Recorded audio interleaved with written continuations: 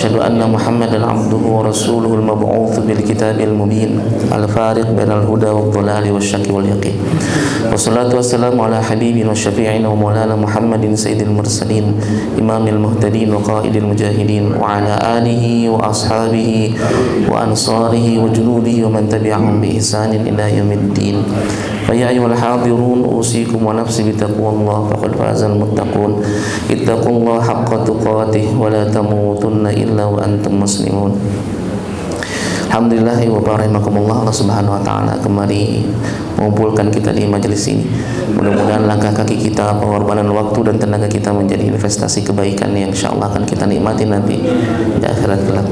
Mudah-mudahan langkah-langkah kaki kita menuju majelis menjadi wasilah, menjadi sebab Allah memudahkan langkah-langkah kita menuju surganya. Amin ya rabbal alamin. Sebagaimana kata Nabi sallallahu alaihi wasallam, siapa yang berjalan menuju majelis-majelis ilmu, sahalallahu tariqan ilal jannah, Allah mudahkan jalannya menuju surganya. Amin ya rabbal alamin.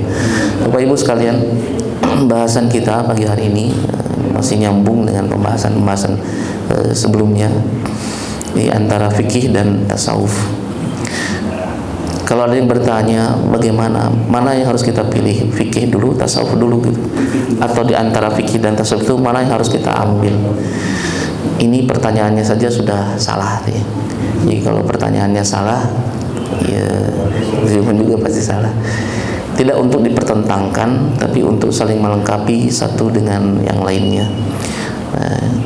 Tapi Bapak Ibu sekalian, saya tidak akan masuk terlalu dalam sampai ke misalnya tentang tarekat gitu, tidak akan masuk ke sana. Tetapi bagaimana kemudian baik dalam Al-Quran maupun Sunnah Nabi Sallallahu Alaihi Wasallam, istilah ini, tasawuf ini bukan sesuatu yang terlarang gitu, bukan sesuatu yang untuk dihindari. Jangan kemudian berkutat di istilah, tapi kemudian abai kepada substansi. Ada satu buku yang saya lupa penulisnya, tapi buku itu judulnya tuh Darah Hitam Tasawuf gitu. Sampai sebegitunya, nanti kita bisa lihat dalam proses perkembangannya. Saya ingin memulai dengan kisah Imam Al-Ghazali, bagaimana proses pencarian Imam Al-Ghazali. Kalau ditanya siapa yang ingin berlimpah hartanya, siapa yang ingin terkenal, siapa yang ingin hal-hal yang bersifat duniawi, pasti kita menginginkannya. Dan Imam Ghazali pada usia 34 tahun ya, beliau sudah diangkat menjadi rektor, kalau di sekarang namanya rektor di Madrasah Nizamiyah di Baghdad, sebuah madrasah universitas sekarang yang paling bergengsi dengan ribuan mahasiswanya, menjadi rujukan bagi banyak kaum muslimin ketika itu pada usia yang sangat muda, 34 tahun. Jadi sudah berada di puncak karir pembelajarannya sebelum adanya gelar profesor berarti, jadi sudah di puncak lah gitu. Tapi lama kelamaan beliau merasakan kehampaan. Dalam banyak riwayat dikisahkan adiknya Ahmad yang sering mengkritisi beliau. Beliau mengatakan, engkau ini pengasah batu, mengasah batu yang membuat pisau orang lain tajam, tapi pisau dirinya tumpul. Jadi dianggap begitu kesan Ahmad itu. Bahkan dia pernah sholat bareng dengan Imam Ghazali. Kemudian Ahmad ini, adiknya ini mufaraqah, keluar dari barisan sholat, kemudian dia terusin sholatnya sendiri. Ketika ditanya kenapa begitu, kata Ahmad, saya melihat tubuhmu penuh dengan darah, gitu. Saya melihat tubuhmu penuh dengan darah. Imam Al-Ghazali tersentak karena ketika sholat beliau terbetik dalam pikirannya sedang memikirkan persoalan fikih terkait haid pada perempuan. Wallah alam, ini memang khilafiyah kisahnya, tapi dari hikayat sufistik ini terkenal ya. Dari sanalah kemudian beliau banyak melakukan perenungan-perenungan, kegelisahan-kegelisahan tuh. Sampai pada puncaknya beliau tinggalkan seluruhnya, jabatan rektornya, kekayaan dan lain sebagainya beliau tinggalkan. Beliau mengembara ke berbagai macam wilayah kaum muslimin, dari mulai Syam, Damaskus sampai ke Makkah. Dan dalam proses pencarian itulah kemudian lahir kitab Ihya Ulumuddin, menghidupkan agama, menghidupkan ilmu-ilmu agama yang tidak hanya terbatas pada tata cara ibadah, tetapi bagaimana kita berinteraksi dengan yang memerintahkan ibadah kita. Ada 4 bab di buku kitab Ihya Ulumuddin ini. Pertama, pembahasan tentang ibadah, tentang adat, kebiasaan, kemudian rub'ul muhlikat, hal-hal yang membinasakan, dan yang terakhir rub'ul munjiyat, hal-hal yang menyelamatkan. Jadi Bapak rahimakumullah, beliau awalnya merasakan kegelisahan sampai kemudian mendapatkan proses pencerahan. Saya lupa pemikir Mutahari, memang pemikir Syiah gitu. Tapi dalam satu bukunya beliau mengatakan begini, orang-orang besar dalam sejarah mereka memiliki asyak al-muqaddas. Asyak al-muqaddas itu adalah keraguan yang suci, kegelisahan yang pada akhirnya menghantarkan kepada kebenaran. Kegelisahan Nabi Ibrahim dalam proses pencarian Tuhannya, misalnya dia lihat matahari, ini mungkin Tuhan saya, tapi matahari tenggelam, saya nggak suka kepada tenggelam. Muncul bintang, bulan, ini mungkin Tuhan saya gitu. Di proses kegelisahan yang pada akhirnya memang terbimbing oleh wahyu dari Allah Subhanahu wa Ta'ala. Nabi SAW usia 35 tahun tuh sudah berada pada istilahnya puncak lah menjadi tokoh di masyarakatnya. Ketika batu Hajar Aswad itu jatuh dan hampir setiap kaum merasa berhak untuk mengembalikan Hajar Aswad ke tempatnya semula, dan hampir terjadi pertikaian, peperangan, Nabi datang sebagai seorang problem solver, di mana beliau bentangkan kain, beliau minta seluruh para ketua-ketua kabilahnya itu untuk memegang ujung-ujungnya.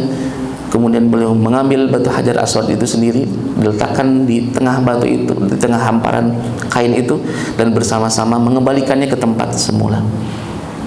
Beliau disebut Al-Amin, orang yang terpercaya. Tidak ada yang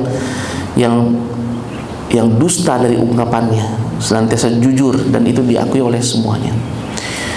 Pada usia yang muncak 35 tahun ada kegelisahan beliau melihat kondisi masyarakatnya.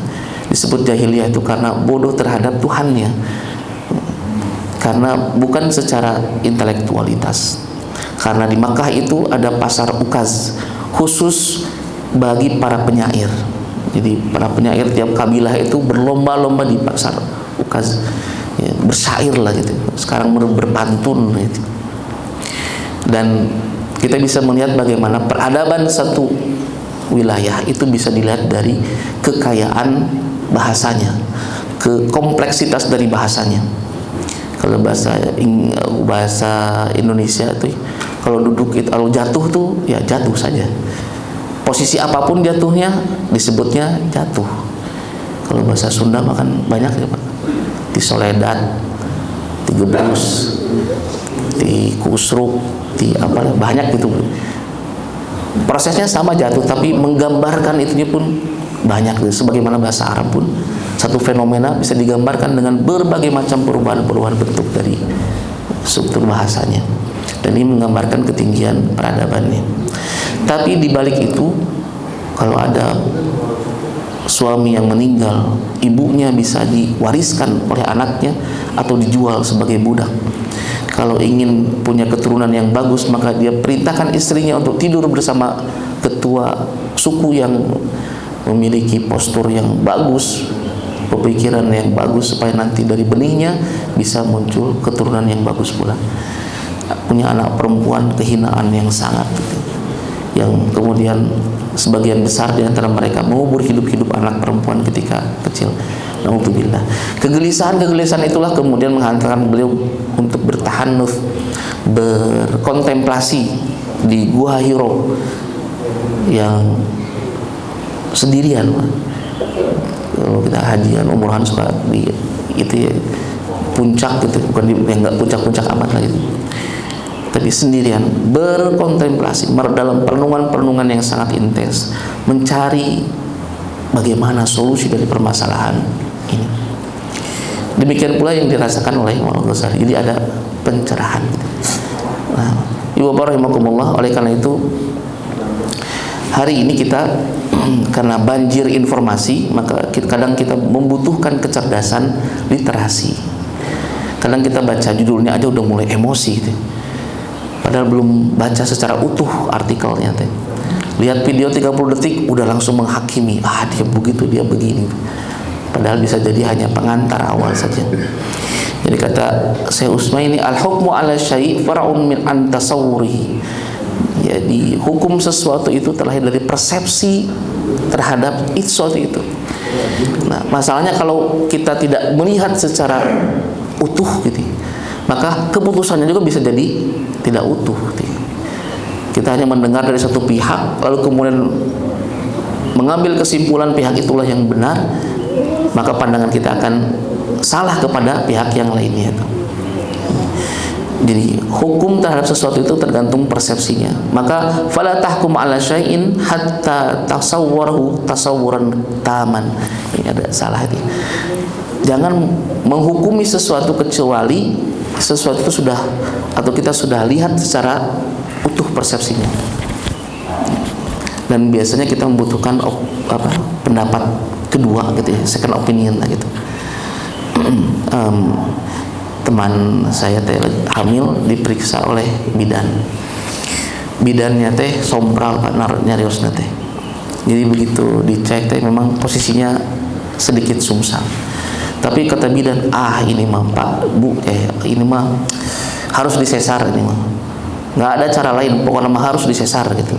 Itu sungsang kieu mah bisi karunya we ka ibuna cenah gitu. Pulang dari tempat bidan itu, kata teman saya teh, istri jadi nggak nafsu makan, mikir terus gitu ya. Kemudian biasa tunggu madrasah, biasa sesar mah lumayan nih, dulu belum ada BPJS. Jadi berpengaruh negatif ke istri nanti. Susah tidur, ngemutan terus ya. Terus kemudian kata teman yang lain, coba ke bidan yang lebih senior, ada di Gunung Sayang itu, bidan Syafi'i, Ibu Syafi'i almarhum. Lalu kemudian udah sepuh ini Pak. Kemudian temannya ke sana, ke Bu Bidan Syafi'i ini. Ketika dilihat, diperiksa, kata bidan teh, kata Bu Syafi'i, nu kieu maneh cenah. Ibu makan tos nu langkung parah teh ieu insyaallah tiasa normal lahiran teh. Bisa normal kembali lahirannya teh gitu. Pulang dari sana teh Pak senyum lagi gitu ya, bisa makan dengan itu lagi, tidur nyaman lagi gitu. Artinya bisa jadi penglihatan pemeriksaan bidan A ini tidak menyeluruh sebagaimana bidan, tergantung ya, memang tergantung jam terbang dan lain sebagainya lah. Maka demikian pula persepsi kita terhadap tasawuf. Bapak rahimakumullah, istilah tasawuf memang tidak ada di zaman Nabi SAW. Tidak ada. Pengkategorian ilmu usul fikih itu tidak ada di zaman Nabi SAW.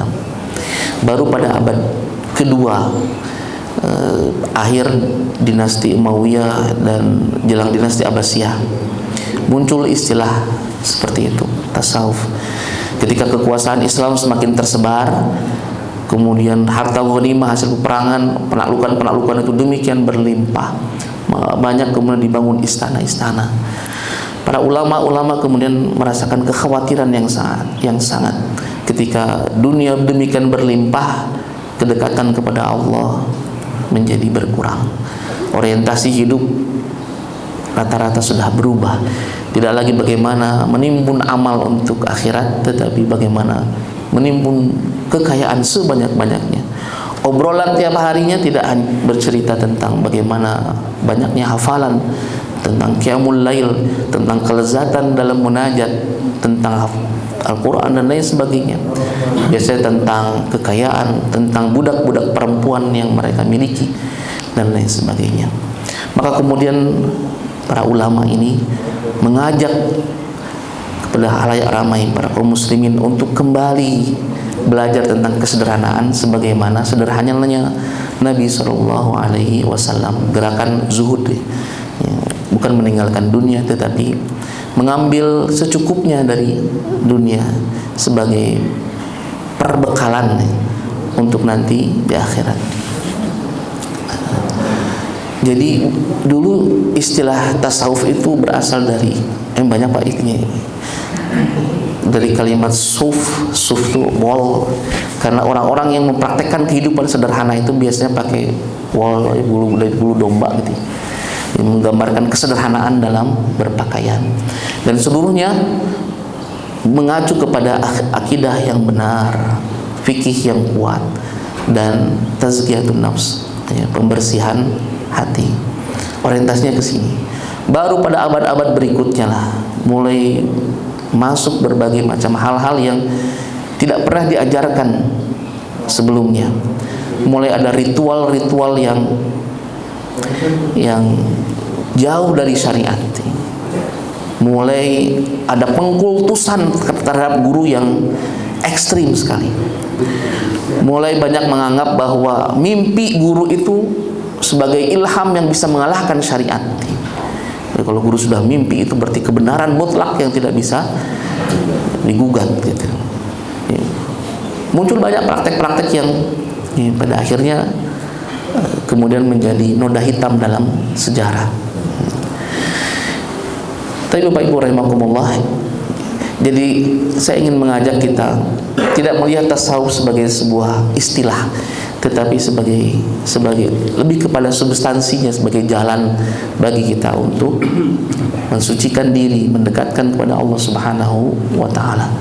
Oleh karena itu tidak boleh kita mengambil agama secara parsial sebagaimana hidangan di parasmanan gitu. Yang sesuai dengan selera kita ambil, yang tidak kemudian kita biarkan. Afatu'minuna bi ba'dil kitabi wa takfuruna bi ba'd. Apakah kamu beriman kepada sebagian kitab dan ingkar terhadap sebagian yang lainnya? Jadi beragama sesuai dengan selera kita. Tidak. Nabi, para sahabat radhiyallahu anhum, para salafun salih mengajarkan ketika interaksi kita dengan sumber otoritatif dari keagamaan kita hanya sami'na wa ata'na, kita dengar dan kita taat. Allah perintahkan kita untuk melakukan A, ya A kemudian kita lakukan, tidak kemudian memodifikasinya sesuai dengan kehendak kita, tidak kemudian menambahkan berimprovisasi, tidak kemudian untuk mengubah-ubah sesuai dengan keinginan kita. Dulu waktu di MK biasanya di akhir acara itu ada renungan, di setel musik instrumen yang mendayu-dayu, kemudian dulu Ustaz Rahmat ngomong tentang renungan, dan enak biasanya Pak, enak. Ada yang bertanya itu musik nanti apa gitu, nanti bisa di-download atau tidak. Kemudian dia download musik itu. Pekan berikutnya beliau masuk lagi, telepon dan cerita, saya pernah sholat malam setel musik itu dan terasa demikian khusyuk caranya itu. Apakah boleh seperti itu? Ya, tidak, tentunya tidak ditambah-tambahkan gitu. Tidak dengan selera. Karena ini taufiki sudah ditentukan oleh Allah Subhanahu wa taala. Nabi sudah mencontohkan, tidak usah ditambah-tambahkan. Bapak yang senang olahraga itu, habis subuhan kurang 2 rakaat nih. Karena ada gerakan-gerakan seperti peregangan dalam sholat sih kan tambahan 2 rakaat dia ada pas sih nanti, atau 3 set deh gitu bisa nanti ya, seperti itu. Bapak Ibu rahimakumullah, ini nih hadis Jibril disebutnya, terkenalnya dengan hadis Jibril. Jadi Nabi sedang ngumpul begini Pak dengan para sahabat radhiyallahu anhum, kemudian datang seorang laki-laki yang tidak nampak padanya perjalanan yang jauh. Jadi bajunya bersih, mukanya bersih, nggak berdebu gitu. Kemudian dia datang dan duduk di dekat Nabi, dia menempelkan lututnya kepada lutut Nabi sallallahu alaihi wasallam, lalu kemudian dia meletakkan tangannya di atas paha Nabi sallallahu alaihi wasallam, lalu dia mengatakan, ya Muhammad akhbirni anil Islam, wahai Muhammad, terangkan kepadaku bagaimana Islam itu. Maka Nabi mengatakan, Islam itu antasyhadu annallah asyhadu annaka la, bersaksi tidak ada Tuhan selain Allah dan Muhammad utusan Allah. Aqimus shalah wa atuz zakah wassaum fi Ramadan, dan haji. Kemudian orang ini mengatakan, sadaqta, engkau benar. Dan para sahabat mulai berpikir, ada orang bertanya lalu kemudian Nabi jawab dan dia membenarkan gitu. Udah bertanya kemudian kayak ngetes gitu. Lalu dia berkata lagi, akhbirni anil iman, kabarkan kepadaku iman teh apa. Sebagaimana kita ketahui, kata Nabi, iman itu kita iman ke Allah, ke malaikatnya, kitab-kitabnya, rasulnya, hari akhir, dan takdir yang buruk, yang baik maupun yang buruk. Dia mengatakan, sadaqta, benar. Lalu dia bertanya lagi, akhbirni anil ihsan, gambarkan kepada saya bagaimana ihsan itu. Kata Nabi, ihsan itu anta'budallaha ka'annaka tarahu ka'annahu kayarahu fa illam takun tarahu fa innahu yaraka. Ihsan itu engkau beribadah kepada Allah seakan-akan engkau melihatnya, dan jika engkau tidak mampu melihatnya maka yakinlah bahwa dia melihatmu. Dia mengatakan, sadaqta, engkau benar. Lalu laki-laki ini berdiri dan kemudian pergi. Para sahabat kemudian bertanya, Rasulullah, siapa orang itu? Kata Nabi, dia adalah Jibril, datang untuk mengajarkan kepada kalian. Hadis ini hadis sahih, di banyak dalam kitab-kitab hadis, di Riyadhus Shalihin ada, di Arba'in An-Nawawiyah ada bahasan kedua setelah pembahasan tentang niat. Dan para ulama menggambarkan betapa hadis itu disebut sebagai amis sunnah, ya, sebagai induknya dari sunnah. Kata Ibnu Daqaiq, hadza haditsun azim, ini hadis yang sangat mulia, yang istamala ala jami'i wadhaifil a'mal adh-dhahirah wal batinah, yang mencakup seluruh amal zahir maupun amal batin. Dan dia fahuwa kal amis li sunnah, seperti induknya sunnah. Demikian pula Imam Nawawi mengatakan, hadis itu adalah yajma'u anwa'an minal ulumil mu'arifi wal adabi wal, jadi menghimpun berbagai macam jenis keilmuan, ada tentang ma'rifat, tentang adab, dan bahkan dia aslul Islam, sebagai pokok dari ajaran Islam. Islam, iman, dan kemudian ihsan.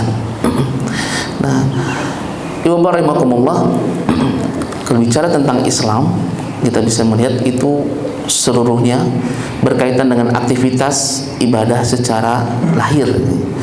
Maka di sini lahirlah istilah fikih, ya, al-ilmu bil ahkami syar'iyyah al-amaliyah al-muktasab min adillatuha at-tafsiliyah, ilmu yang membahas hukum syariat atas perbuatan zahir, digali dari dalil-dalil yang terperinci, kata Tajuddin As-Subki. Jadi membahas syariat tentang atas perbuatan yang zahir, bagaimana wudu yang benar secara syariat, bagaimana sholat yang benar, bagaimana kalau ada uzur yang kita tidak bisa sholat secara sempurna, bagaimana caranya, bagaimana saum yang benar, bagaimana tentang haji dan lain sebagainya. Jadi fikih itu membahas hal-hal seperti itu. Wudu yang cara benar itu bagaimana gitu, rukun-rukunnya, sholat yang benar itu seperti apa, gerakan-gerakannya, tumaninahnya, membatasi atau membahas hal-hal seperti itu. Lalu ihsan itu dimensi batiniahnya. Kata Ibnu Rajab, ihsan itu bermuamalah dengan Allah dalam kondisi merasakan kehadiran dan pengawasannya, seakan melihat Allah dalam hati. Jadi merasakan kehadiran Allah Subhanahu wa taala dan pengawasannya. Bapak Ibu sekalian, kalau kita setiap hari ini seperti artis-artis YouTuber yang hampir 24 jam kehidupannya streaming online gitu ya, hampir tidak memiliki kehidupan privasi gitu ya. Ditayangkan ke seluruh kegiatannya di rumah, dilihatkan seluruh aktivitasnya tuh. Kan kemungkinan kecil karena kita merasa CCTV terus nyorot gitu, kita melakukan hal-hal yang kontradiktif dengan personal brand yang sudah kita buat di media sosial itu. Ada kisah pembantu yang tapi nggak disebutkan namanya, salah seorang YouTuber yang dia gambarkan ke followersnya itu bahwa dia seorang family man gitu ya, orang yang care ke suaminya, sayang ke anaknya, hormat ke ibunya. Tapi kalau kamera sudah nggak menyiarkan, itu 180% berbeda ya tuh. Pernah ada suatu kesempatan di mana dia membentak ibunya dengan keras, dan dia lihat tuh, selesai bentak ibunya datang ke dia tuh sambil mengatakan, jangan direkam, jangan diceritakan ya, nanti kasihan si AA-nya teh, nanti personal istilahnya citranya bakal rusak kalau begitu tuh. Jadi Bapak Ibu sekalian, ini zamannya berbeda gitu ya. Nah, balik lagi kepada ihsan, merasakan pengawasan kehadiran Allah Subhanahu wa taala dalam hidupnya. Kalau dia melakukan sesuatu sepi ada diapresiasi, dia yakin Allah melihatnya. Kalau dia disalahfahami, dia yakin Allah menjadi saksinya. Di pertiga malam terakhir dia menangis, meneteskan air mata, dia yakin Allah tahu kepada dirinya.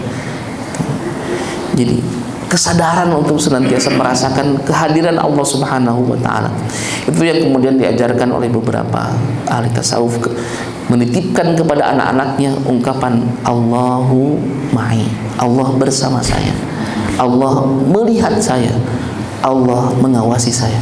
Diulang dalam hatinya sampai menjadi kesadaran baru dalam kehidupan kesehariannya. Kebayang Bapak Ibu ya, kalau selalu mengatakan dalam hatinya tuh, Allah bersama saya, Allah melihat saya, Allah mengawasi saya. Ketika ada peluang-peluang keburukan dia ingat itu, Allah melihat saya.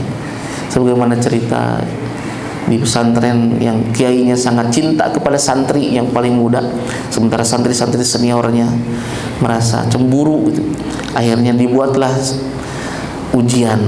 Kata gurunya sambil bawa beberapa ekor ayam dan pisau, tugasnya sembelih ayam ini di tempat yang kira-kira tidak ada yang melihat gitu, pencar. Ada yang ke sungai, ke kanan nggak ada orang sembelih, ada yang ke puncak gunung nggak ada orang sembelih, ada yang ke guha bersembunyi, nggak ada orang sembelih. Lalu kemudian mereka pulang kembali. Hanya santri muda inilah yang tidak menyembelih. Ketika ditanya kenapa ayam tidak disembelih, kemudian kata santri ini, tidak ada tempat yang terlewatkan dari penglihatan Allah Subhanahu wa taala.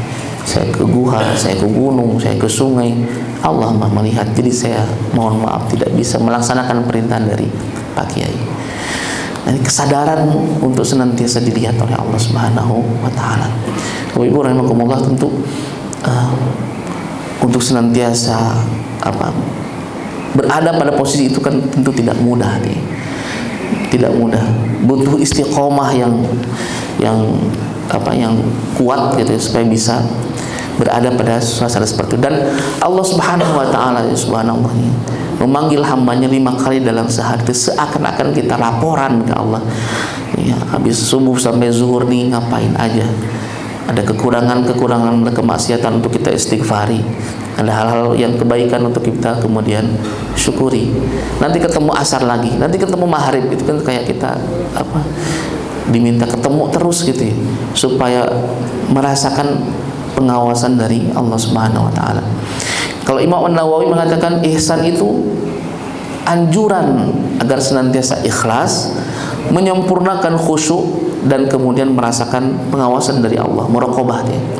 Ikhlas dalam hatinya, nggak mengharapkan apresiasi dari manusia. Ketika ada tamu, dia kemudian menghormatinya, menjamuknya, tamunya kemudian malah menceritakan keburukan tentang dirinya, dia nggak begitu terpengaruh, karena ini menghormati tamu adalah bentuk dari perintah dari Allah, contohkan oleh Nabi, tidak terpengaruh oleh respon orang ketika dia melakukan kebaikan. Mengajak orang kepada kebaikan, sepi peminatnya, malah ada yang mencibir, itu tidak menjadi masalah, karena ini adalah interaksi dia dengan Allah Subhanahu wa ta'ala. Maka dalam hadis Nabi sallallahu alaihi wasallam kita bisa melihat salah satunya, meskipun secara sanad ini diperselisihkan, tetapi secara maknanya kita bisa melihat bagaimana gambaran dari ihsan itu. Harisah datang ditanya oleh Nabi sallallahu alaihi wasallam, "Kaifa asbahta ya Harisah?" Bagaimana keadaanmu wahai Harisah? Maka kemudian Harisah mengatakan, "Asbahtu mu'minan haqqan." Saya berada pada kondisi keimanan yang sebenar-benar keimanan, hakikat keimanan yang sebenar-benarnya. Kemudian kata Nabi, setiap pernyataan itu harus ada buktinya. Apa buktinya? Kemudian kata Harisah, wa ka'anni anzur ila arsy rabbi barizan. Aku dengan keimanan ini seakan-akan melihat arasnya Allah Subhanahu wa taala.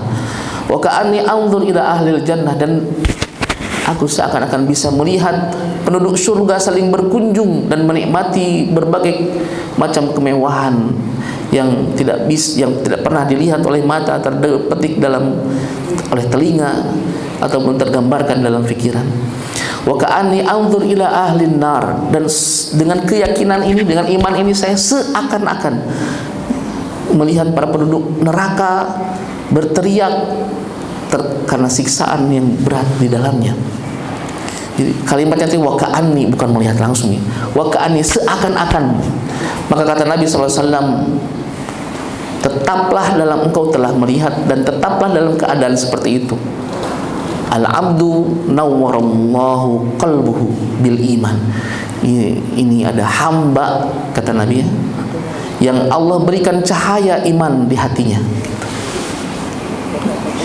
Jadi tersingkapnya hal-hal yang bagi sebagian banyak orang itu tertutup gitu, tidak ada akses. Tetapi ini Bapak Ibu sekalian, bukan cita-cita Harisah, bukan juga diniatkan untuk beribadah dalam rangka bisa terbuka tirai-tirai kegaiban, bukan begitu. Atau beliau meniatkan supaya bisa merasakan kelezatan dalam beribadah, bukan begitu. Karena yang seperti ini mutlak anugerah dari Allah Subhanahu wa ta'ala. Ini mah pemberian dari Allah Subhanahu wa ta'ala. Kan kita juga pernah merasakan ada momen-momen saat permasalahan dalam kehidupan demikian berat, saat dada kita sempit, sesak gitu ya, kemudian air mata kita tertumpah, lalu kemudian kita sholat 2 rakaat misalnya teh, ngadap ke Allah, menyengajakan, nggak ada usaha sholat sholat mutlak lah, sholat sunnah 2 rakaat. Kemudian kita merasa begitu dekat dengan Allah, kita bisa curhatnya ke Allah gitu.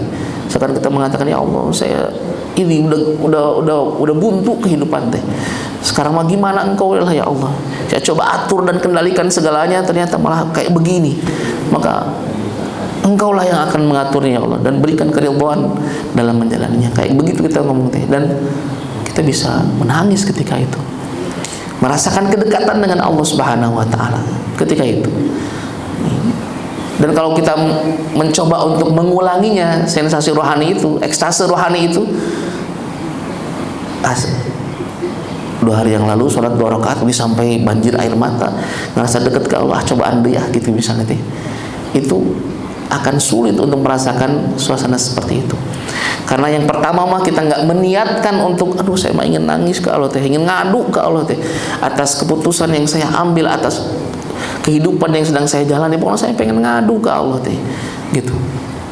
Kalau yang kedua mah geningan enakeun ya, sujud sambil nangis teh gitu, enakeun ternyata kalau kita ambil munajat, ya Allah, beri dada bergetar gitu, air mata tumpah teh gitu.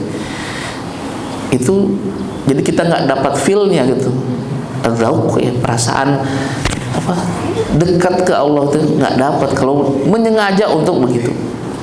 Karena sekali lagi itu bagian dari pemberian dari Allah Subhanahu wa ta'ala. Bagaimana dengan sahabat Nabi yang lain? Ini dalam sebuah riwayat digambarkan Umar bin Khattab radhiyallahu anhu ketika beliau berdiri dalam menjadi khatib dalam khutbah Jum'ah. Itu tiba-tiba Pak, Umar kemudian mengatakan dalam pembicaraan khutbahnya, tiba-tiba Umar mengatakan, wahai para prajurit, naik ke lembah, naik ke bukit, naik ke bukit, naik ke bukit, gitu. Berulang-ulang. Setelah itu balik lagi kepada pembicaraannya. Kan ruas merenjamaah ya. Ujung-ujung ngobrol gitu. Saya sholat Jumat kemudian ditanya, kenapa tiba-tiba ngomong begitu? Kata Umar, ketika saya sedang khutbah, tiba-tiba saya melihat pasukan kaum muslimin yang sedang berperang. Mereka terkepung, mereka bingung bagaimana keluar dari tekanan musuh. Lalu kemudian saya mengatakan kepada mereka, naik ke bukit, naik ke bukit, ke tempat yang lebih atas untuk bisa melihat secara menyeluruh dan merencanakan strategi yang lebih baik lagi. Dan ketika pasukan ini kembali ke Madinah, mereka bercerita dalam kondisi peperangan yang kepanikan yang sangat. Setiap mereka mendengar bagaimana teriakan khalifah untuk bersegera naik ke atas bukit, naik ke atas bukit, dan kemudian mereka mendapatkan kemenangan.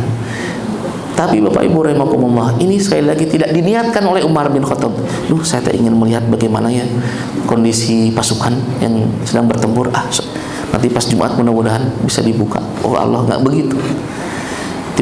Tidak begitu caranya. Atau Utsman bin Affan dalam satu majelis, tiba-tiba datang seorang laki-laki ke majelis itu. Kata Utsman, telah datang kepada kita seorang laki-laki yang di matanya ada zina, gitu. Laki-laki ini kasih dia atau pada gitu kemudian dia mengatakan, apakah wahyu masih turun? Macam gitu. Ini lagi ceramah gitu, yang pojok kiri misalnya, sepertinya itu ayat tanda-tanda munafik. Itu kan bahaya ngomong seperti itu teh. Tapi dalam kasus Utsman bin Affan sampai laki-laki itu mengatakan, apakah wahyu sudah turun? Masih turun. Jadi Bapak Ibu rahimakumullah, terbukanya, tersingkapnya hal-hal seperti itu bukan bagian dari tujuan ibadah, bukan bagi tujuan ibadah. Itu mah pemberian Allah Subhanahu wa ta'ala. Maka sangat dianjurkan hal-hal seperti ini tidak diungkap ke banyak orang, cukup menjadi bagian pengalaman rohani kita saja. Karena kalau diungkapkan, diceritakan dalam majelis, dikhawatirkan jadi muncul permasalahan atau kesalahpahaman. Ketika muncul konflik Ambon misalnya, ada seorang akhwat muslimah dikejar-kejar oleh pasukan kaum Kristen ketika itu Pak, masuk ke hutan, dikejar-kejar. Lalu karena namanya perempuan terbatas kekuatan fisiknya, lalu beliau kemudian berdoa sambil menjamkan mata, merem gitu, ya Allah tolong ya Allah gitu ya, kalau gitu digambarin gitu. Dan orang-orang yang ngejar itu bawa panah begitu, mereka pada berteriak. Jadi yang mengalaminya sendiri tidak merasakan apa-apa. Jadi pasukan itu melihat si perempuan ini kemudian kayak diangkat oleh angin gitu, berputar sampai kemudian mereka pada takut dan meninggalkan itu. Itu kemudian ditulis oleh Asmanadia dalam novel, diceritakan oleh Asmanadia.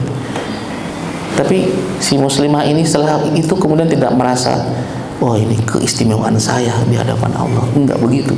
Sebagaimana pasukan Afghanistan ketika melawan pasukan Uni Soviet, yang di antara mereka sedang terpojok gitu. Lalu salah seorang komandannya mengambil pasir, lalu kemudian melemparkan ke arah musuh, dan yang dia lihat pasukan-pasukan itu kemudian bercerai-berai karena itu. Yang kejadian itu dituliskan oleh Abdullah Azan dalam bukunya Ayatul Rahman fi Jihadil Afghan, ayat-ayat Allah Subhanahu wa ta'ala dalam jihad Afghanistan. Wallahu alam. Nah, wa ibu rahimakumullah, jadi ini jalan ikhtiar kita lah gitu. Wasilah, cara untuk kita bisa menjaga hati kita, menyucikan hati kita sehingga ibadah kita lebih optimal di hadapan Allah. Kalau fikih makan bicara masalah tata cara sholat. Kalau ihsan seakan-akan kita diingatkan dengan siapa kita menghadap gitu. Dan itu Ali bin Abi Thalib ketika wudhu, beliau merasakan seperti orang yang sangat takut, pucat wajahnya, gemetar tubuhnya. Dan ketika ditanya, kenapa seperti itu? Kata Ali bin Abi Thalib, tidakkah engkau tahu dengan siapa sebentar lagi saya akan menghadap? Dengan siapa lagi saya akan menghadap? Kalau disederhanakan barangkali Pak, maka dalam konsep hadis Jibril tadi, Islam itu ya domainnya fikih, ya, anggota tubuh, tata caranya gitu. Kalau iman, nih, keyakinan dalam hati, akidahnya, tauhidnya, ihsan, nih, kualitas rohaninya, muraqabahnya itu. Kalau pohon, batang dan ranting itu Islamnya, kelihatan, nampak gitu. Tapi pohon itu bisa kokoh itu kalau punya akar. Nah, akar itu kan nggak terlihat. Akar itu iman. Buahnya ihsan. Tuh. Kita coba sederhanakan begitu. Jadi ihsan itu bagian kalau bahasa sekarang diistilahkan sebagai tasawuf tadi. Anta'budallaha ka'annaka tarahu fa in lam takun tarahu fa innahu yaraka. Beribadah seakan-akan kita melihat Allah Subhanahu wa taala, dan kalau tidak bisa, dan pasti tidak akan bisa, seakan-akan yakin, bukan seakan-akan yakin bahwa Allah melihat kita. Dan ini kata Ibnu Hajar, ini at-taraqi, ini ke tingkatan-tingkatan ini. Dalam Al-Qur'an ada digambarkan dalam surat Al-Hujurat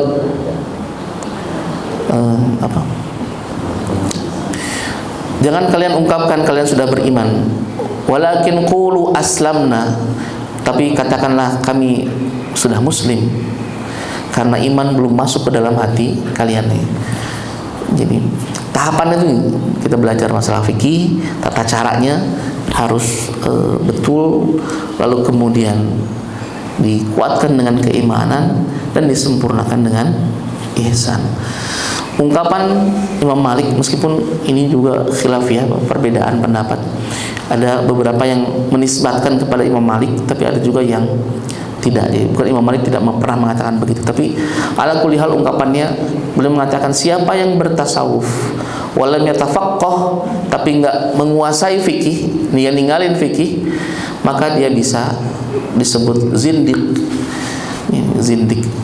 Zindik teh berani ninggalkan syariat karena belum merasa dekat dengan Allah. Anda nggak perlulah sholat, pada saya sudah sangat dekat dengan Allah, kewajiban syariat itu sudah hilang, saya mah nggak berjarak dengan Allah. Termasuk kalau dulu ada konsep Ibnu Arabi tentang wihdatul wujud, ya, manunggaling kawulalinan Gusti, bahwa kita bisa bersatu dengan Tuhan nih, karena syariatnya ditinggalkan. Ini sholatnya, Pak, kenapa nggak sholat Jumat? Saya sholat Jumatnya di Mekah, misalnya deh, di Mekah. Padahal beda waktu kita dengan Mekah itu 4 jam ya. Jadi berani meninggalkan syariat. Di Ciroyom itu dulu Pak ada pengajian model-model kayak begini. Jadi dijanjikan surga, kemudian nggak usah sholat, nggak usah saum gitu. Dan banyaknya yang beberapa preman yang saya kenal tuh pada ikut pengajian itu. Tiap malam Jumat tuh diawali habis isaan, nggak sholat isya, kita mandi, kemudian dengerin wayang, kemudian ada nasihat dari gurunya teh, gitu. Jadi merasa eta mah syariat nih belum mendapatkan hakikat begitu. Padahal tidak seperti itu. Maka siapa yang bertasawuf tanpa fikih, dia zindik.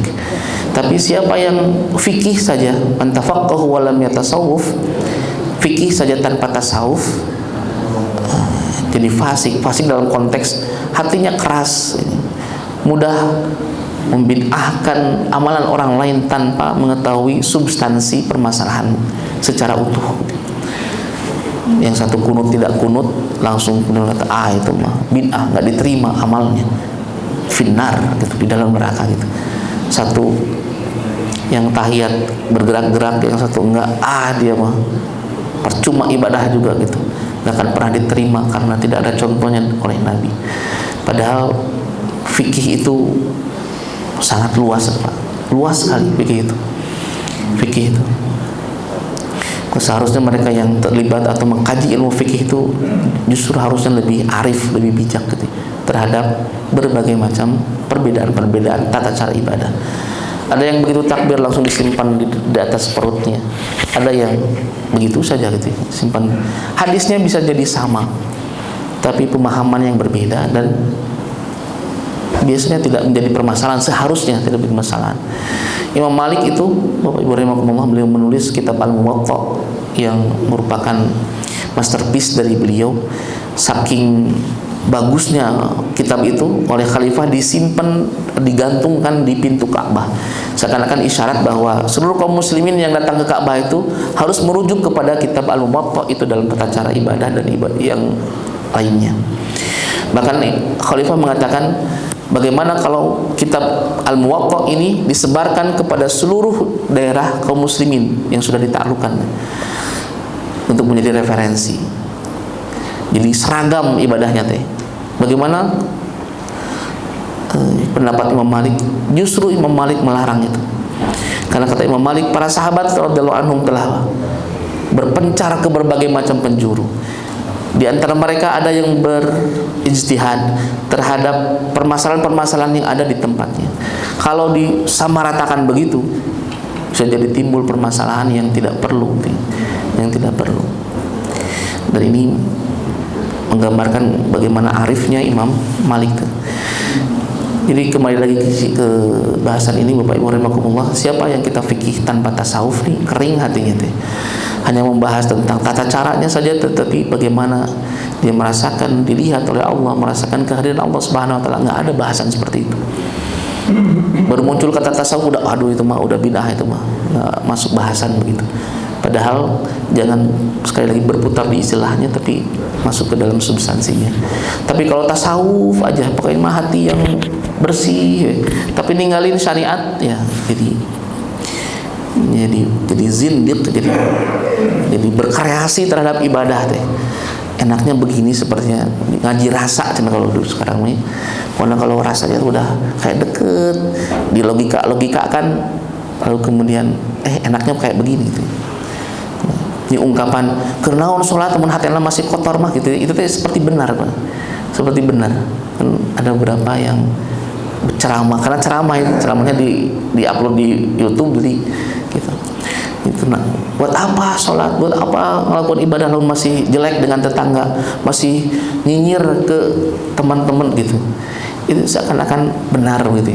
Tapi mungkin dipahaminya dengan konteks yang berbeda. Allah a'lam bishawab. Bapak Ibu rahimakumullah, itu saja barangkali yang bisa saya sampaikan terkait dengan istilah-istilah fikih dan tasawuf. Mudah-mudahan Allah memberikan kita pemahaman yang benar, memberikan kesabaran dalam beramal, keistiqomahan dalam ketaatan, sehingga kita bisa merasakan kenikmatan lazzatul ta'ah, lazzatul ibadah, halawatul iman, manisnya keimanan, lezatnya dalam ketaatan kepada Allah Subhanahu wa taala. Itu saja barangkali yang bisa disampaikan, lebih dan kurangnya mohon maaf. Dan Allah yakum ajma'in. Subhanakallah bihamdik, asyhadu an la ilaha illa anta astaghfiruka wa atubu ilaik. Assalamualaikum.